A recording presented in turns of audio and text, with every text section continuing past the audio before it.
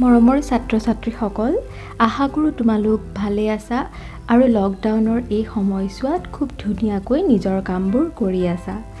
আজি মই লৈ আহিছোঁ বুঢ়ী আইৰ সাধুৰ ঔ কুঁৱৰী সাধুটো মই তোমালোকক আজি শুনাম। যদিহে তোমালোকে এনেকুৱা ভিডিঅ' ভাল পোৱা তেন্তে মোক জনাবা আৰু সাধুটো তোমালোকে খুব ধুনীয়াকৈ শুনি যাবা। আশা কৰোঁ এয়া তোমালোকৰ বাবে খুবেই ভাল লাগিব। ঔ কুঁৱৰীৰ সাধু। এক ৰজাৰ দুজনী ৰাণী আছিল।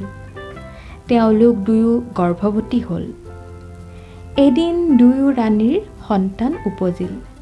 বৰ ৰাণীয়ে এটা ল'ৰা আৰু সৰু ৰাণীয়ে এটা ঔটেঙা পালে।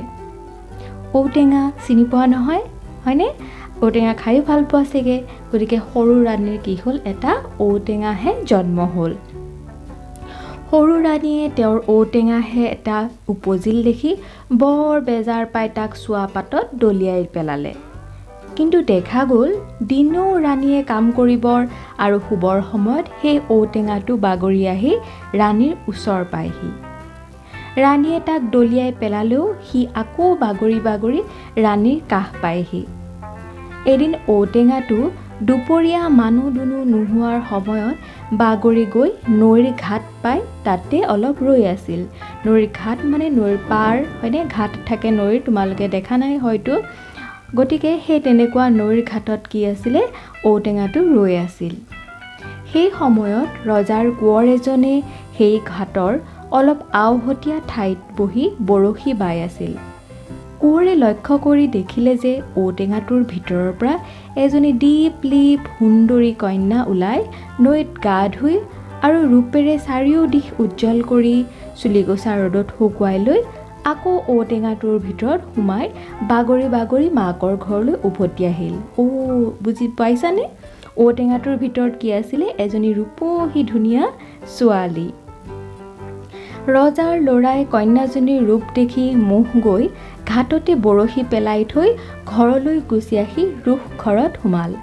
আগতে কি হৈছিল, ৰজা ৰাণীবিলাকৰ যিবিলাক ঠেহ পেচ লাগিছিল তেতিয়া কি কৰিছিল, তেওঁলোকে এটা ৰুমত বা এটা ঘৰত সোমাই আছিলে আৰু সেই ঘৰটোকে কোৱা হৈছিলে ৰোষ ঘৰ।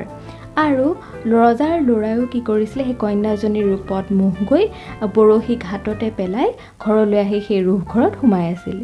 ইফালে কোঁৱৰক বাপেক মাকে নেদেখি বিচাৰি চলাথ লগাই শেষত ৰোষ ঘৰত শুই থকা দেখা পালে।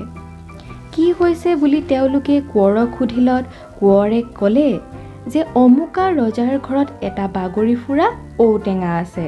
সেই ঔটেঙাটোৰ সৈতে মোক বিয়া দিব লাগে।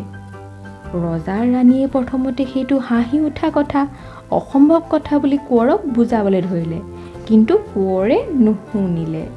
কোঁৱৰক খটবান্ধ এৰাব নোৱাৰি বাপেকে ৰজালৈ সেই বাতৰি দি ঔটেঙাৰে সৈতে নিজৰ কোঁৱৰৰ বিয়াৰ প্ৰস্তাৱ পঠিয়ালে।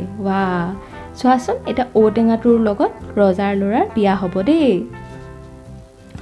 ঔটেঙাৰ মাক ৰাণীয়ে সেই কথা শুনি কান্দি কাটি ক'লে, মোক কিয় এইদৰে লাজ দিব লাগিছে? কিন্তু শেষত তেওঁ এৰাব নোৱাৰি সেই কথাতে মান্ত্ৰী হৈ ঔটেঙাটো ধুৱাই পখলাই কোঁৱৰৰ সৈতে তাক বিয়া দিলে। বৰ ধুমধামেৰে কোঁৱৰে ঔটেঙাক বিয়া কৰাই দোলাত তুলি ঘৰ পোৱালেহি। ঔটেঙা আৰু এইবাৰ কি হ'ল যে ৰাজকোঁৱৰৰ বিয়া হৈ গ'ল। ৰজাৰ কোঁৱৰে ঔটেঙাৰ সৈতে একেটা শোৱনি ঘৰতে থাকিল। ৰাতি কোঁৱৰে খাবলৈ মাকে যি ভাত দিয়ে তাৰ এভাগ কোঁৱৰে খায় আৰু এভাগ থৈ দি শুই থাকে। কিন্তু কোঁৱৰৰ টোপনি আহিলে ঔটেঙাটোৰ ভিতৰৰ পৰা সেই কন্যাজনী ওলাই আহি ভাতগাল খাই আকৌ ঔটেঙাটোৰ ভিতৰত সোমাই থাকে। চোৱাচোন কি হ'ল দেখিছানে? ঔটেঙাটোৰ পৰা ওলাই আহি কোঁৱৰে থৈ দিয়া ভাতটো খাই আকৌ কি কৰে, ঔটেঙাটোৰ ভিতৰতে সোমাই থাকে।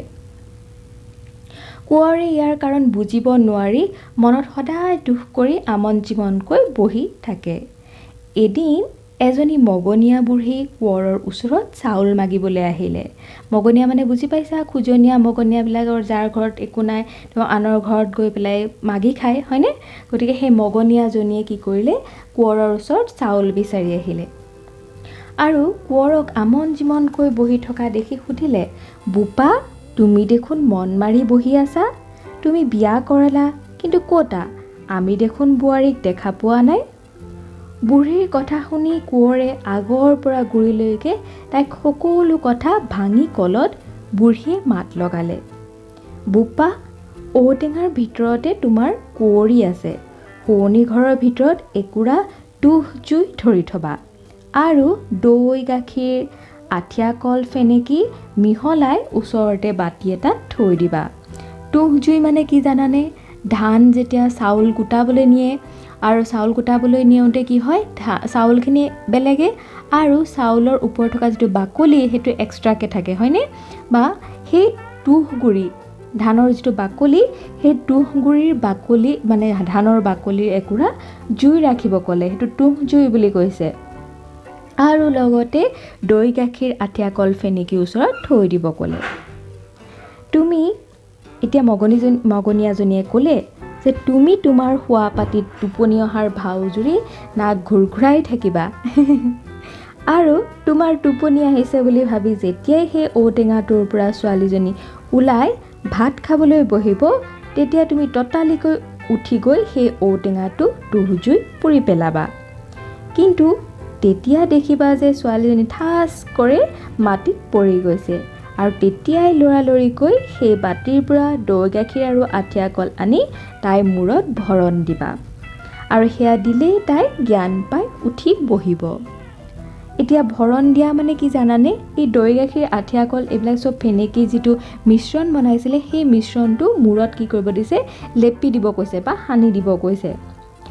আৰু এতিয়া বুঢ়ীৰ কথা শুনি কি কৰিব চোৱাচোন, যে বুঢ়ীৰ বুদ্ধি শুনি কোঁৱৰে ৰং পাই তাইক বঁটা দি বিদায় দিলে, মানে পুৰস্কাৰ দি বিদায় দিলে আৰু ৰাতি সেই বুঢ়ীৰ কথা মতে ঔকুঁৱৰীক ভাল কৰিলে। আৰু কোঁৱৰৰ মাক বাপেকে পিছদিনা এই ঘটনা শুনি আৰু বোৱাৰীয়েকক দেখি তেওঁলোকৰ মনত আনন্দই নধৰা হ'ল। বিয়ৈ বিয়নী ৰজা ৰাণীলৈ এই বাতৰি তেওঁলোকে কৈ পঠিয়ালত তেওঁলোকৰো মনত মহাৰং মিলিল আৰু আকৌ তেওঁলোকে মহাপয়োভৰে জীয়েক ঔকুঁৱৰীক কোঁৱৰলৈ বিয়া দিলে। যদিহে তোমালোকৰ ভিডিঅ'টো ভাল লাগিল আৰু এনেকুৱা সাধু কথা শুনি ভাল পোৱা, তেন্তে প্লিজ মোক কমেণ্টত জনাবা আৰু মোৰ চেনেলটো ছাবস্ক্ৰাইব কৰিব নাপাহৰিবা। আজিলৈ আহিছোঁ, ধন্যবাদ।